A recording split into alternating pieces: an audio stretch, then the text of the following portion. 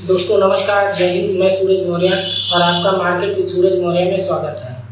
आज मैं आप लोगों को बताऊंगा कि मार्केट में प्रॉफिटेबल ट्रेडर बनने के लिए आपको क्या क्या चीज़ करना चाहिए।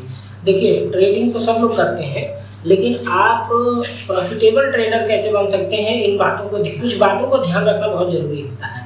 अगर आप उसको ध्यान नहीं रखेंगे तो आपको तो लगेगा कि मैं ट्रेडिंग कर रहा हूँ और किसी दिन प्रॉफिट हो रहा है, किसी दिन लॉस हो रहा है, कुल मिला के काम चल रहा है, लेकिन वो आपको कभी प्रॉफिट नहीं बना कर देगा और आप ओवरऑल मंथ के लास्ट में आप कभी प्रॉफिट में नहीं निकलोगे। तो इसलिए आपको हमेशा ध्यान रखना होगा कि मुझे मंथ के लास्ट में एट द एंड प्रॉफिट में कैसे निकलना है। तो उसके लिए आपको अपना रिस्क मैनेजमेंट सही करना होगा। रिस्क मैनेजमेंट बोले तो अगर आप अपना रिस्क डिसाइड नहीं करोगे कि आपको कितना लॉस होना चाहिए, कितना प्रॉफिट होना चाहिए, तो फिर आप उसको मैनेज नहीं कर पाओगे और आपको लॉस होता रहेगा।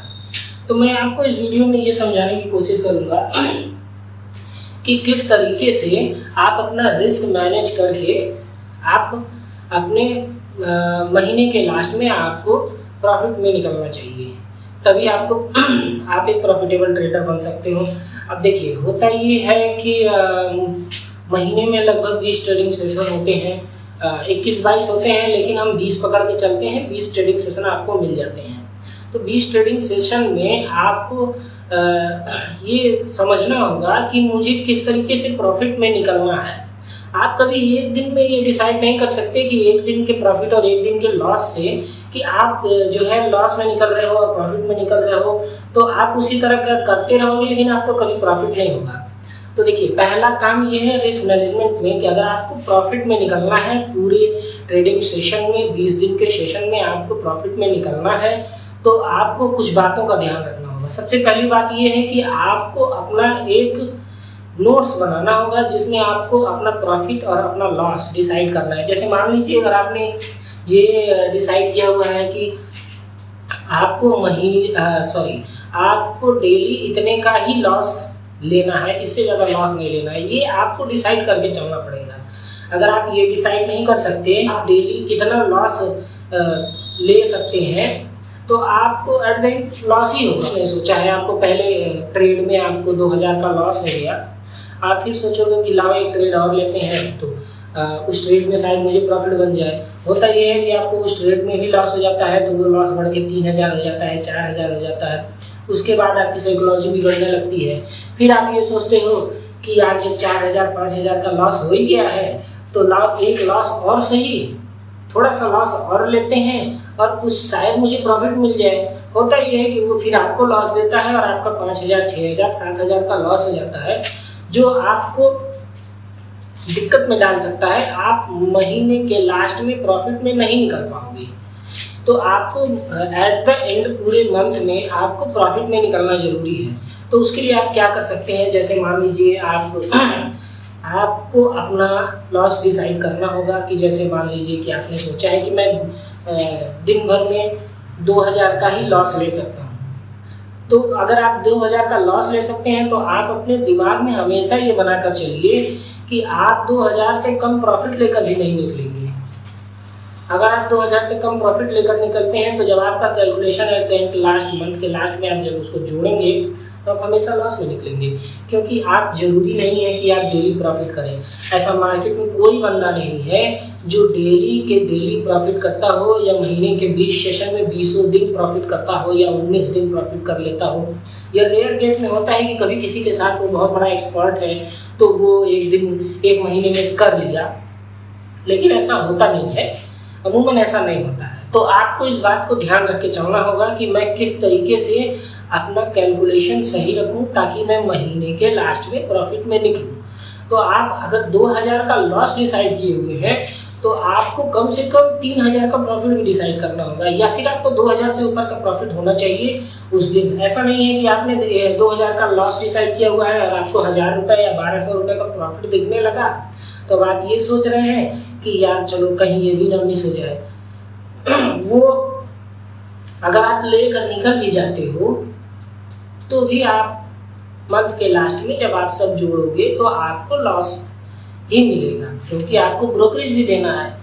तो ये आप मानकर चलिए कि आपको सबसे पहले ये डिसाइड करना है कि मुझे अगर 2000 का प्रॉफिट मिल रहा है तो 2000 से ऊपर का अगर मुझे 2000 का लॉस मिल रहा है तो मुझे 2000 से ऊपर का प्रॉफिट भी मिलना चाहिए। ये डेली का मेरा टारगेट होना चाहिए। ठीक, तो ये पहला आपको ये डिसाइड करना है। दूसरा ये डिसाइड करना है कि मुझे इससे ज़्यादा लॉस नहीं लेना है, इसलिए आपको अपना स्टॉप लॉस मान कर चलना है। जैसे आपको ये काम करना है कि जैसे आपको अपना स्टॉप लॉस जरूर डिसाइड करना है। अगर आप आपका स्टॉप लॉस नहीं डिसाइड होगा तो आप बार बार लॉस करोगे। स्टॉप लॉस स्ट्रिक्टली फॉलो करिए। आप स्टॉप लॉस अगर लगाते हैं तो आपको स्टॉप लॉस से फ़ायदा क्या होता है कि आप लॉस से बच जाते हैं। जैसे मान लीजिए कोई मार्केट यहाँ से गिरते हुए यहाँ पर आया है और यहाँ पर आकर उसने कोई एक हैमर पैटर्न बनाया है और आप यहाँ से ट्रेड लेने की कोशिश कर रहे हो कि अब मैं यहाँ से ट्रेड लेता हूँ।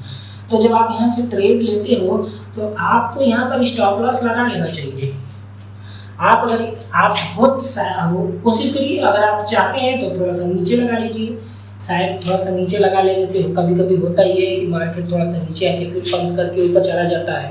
तो आपको यहाँ पर एक स्टॉप लॉस जरूर लगाना है। यही आपको बताएगा कि आप कम लॉस में निकलोगे और आपको प्रॉफिट मिल सकता है। अगर आपको प्रॉफिट हुआ तो फिर आपको प्रॉफिट ले लीजिए, 1:2 1:3 का रेशियो से आप प्रॉफिट ले सकते हैं।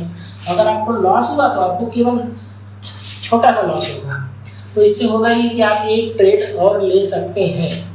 लेकिन ये भी है कि आप बहुत ज़्यादा ट्रेड ना लें। बहुत ज़्यादा ट्रेड लेंगे तो ओवर ट्रेडिंग के नाते आपको प्रॉब्लम हो जाएगी और ब्रोकरेज इतना भर देंगे कि फिर उसके बाद आपको प्रॉफिट नहीं होने वाला है। तो कम से कम आप दिन भर में 1 से 2 ट्रेड लीजिए। सही ट्रेड लीजिए, जब आपका पैटर्न जो आप सोचते हैं उस तरीके से बन जाए तभी ट्रेड लीजिए और तभी आप उसको डिसाइड करिए कि आप मुझे ट्रेड लेना है।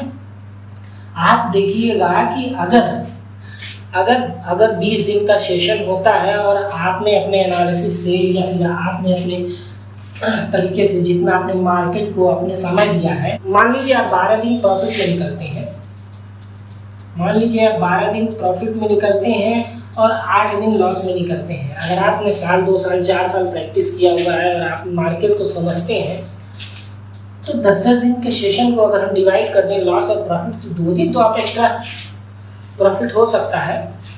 तो अगर आप इस हिसाब से चलते हैं तो अगर आप 2000 की जगह मान लीजिए आप 2500 का प्रॉफिट कर रहे हैं और आप 2000 का लॉस कर रहे हैं तो आप पाएंगे कि 25 × 12 तो आपको मिल जाएगा लगभग 30,000। ये आपको प्रॉफिट मिलेगा और लॉस होगा आपका जो है 8 × 2 16,000 का, 16,000 का आपका लॉस होगा। तो आपके पास बचा 14,000 रुपये। ये आपका प्रॉफिट है। आपने ब्रोकरेज दिया। देखिए जब आप 2,000 और 2,500 के प्रॉफिट के लिए ट्रेड करेंगे तो लगभग आपको 100 से 150 रुपये ब्रोकरेज तो आने ही है। इससे कम तो नहीं आएंगे, इतना तो आपको आना ही है। तो अगर आप इस हिसाब से ट्रेड कर रहे हैं तो ये आप मान के चलिए कि आप अगर ब्रोकरेज भी दे रहे हैं, मान लीजिए 150 रुपये आप ब्रोकरेज दे रहे हैं तो आप कुल 20 सेशन में तो आपके जो बन जाते हैं वो लगभग 3,000 रुपये आपके ब्रोकरेज में जाते हैं। तो आप 11,000 लेकर आप प्रॉफिट लेके लास्ट में निकलोगे। तो जब ये कैलकुलेशन आपका सही होगा स्टॉप लॉस के साथ तभी आप प्रॉफिट में निकल पाओगे महीने के लास्ट में। नहीं तो आप ट्रेड करते रहोगे, किसी दिन प्रॉफिट किसी दिन लॉस, और आप उसको नहीं कर पाओगे। तो ये तो हो गया स्टॉप लॉस के लिए। अब स्टॉप लॉस के बाद अगर आपको सोचना है, अगर आप समझना चाह रहे हैं कि और उसके साथ क्या किया जा सकता है तो उसके साथ आप ये कर सकते हैं कि आप अपना रिस्क मैनेजमेंट सही रखिए, स्टॉप लॉस लगाइए और साथ ही साथ आप कोशिश करिए कि 1 से 2 ट्रेड लीजिए। 1 से 2 ट्रेड से ज़्यादा आपको ट्रेड नहीं लेना चाहिए। बड़े लॉस से अगर आपको बचना है तो आपको स्टॉप लॉस भी लगाना है, 1 से 2 ट्रेड लेना है और अपना रिस्क मैनेजमेंट फॉलो करना है। इन चीज़ों को आप ध्यान रखेंगे तो आप महीने के लास्ट में प्रॉफिट में निकलेंगे। आने वाले वीडियो में मैं आपको और भी अच्छे तरीके बता सकता हूँ, आपको चार्ट पैटर्न्स बताऊँगा, आपको आने वाले वीडियोज़ में आपको बहुत सारी तमाम चीज़ें आपको सिखानी है, बतानी है, जो आपको समझने में प्रॉब्लम होती है। सपोर्ट और रेजिस्टेंस कैसे ट्रेड करते हैं, सपोर्ट और रेजिस्टेंस निकालते कैसे हैं, और उसके साथ ही साथ आप सपोर्ट और रेजिस्टेंस पे ट्रेड ब्रेकआउट दे रहा है या फेक ब्रेकआउट है, इन सबों को ध्यान रखना, इसको कैसे ट्रेड किया जाता है, ये सब सारी चीज़ें मैं आपको बताऊंगा। आप बस मेरे साथ जुड़े रहिए, चैनल को सब्सक्राइब कर लीजिए, तो आपको आने वाले और भी वीडियोस जो मिलेंगे आपको वो आपके लिए क्वालिटी कंटेंट होंगे। आप उसको देखिएगा, 8-10 वीडियो देखिए, तब डिसाइड करिए कि मेरा वीडियो क्वालिटी कंटेंट का है या नहीं।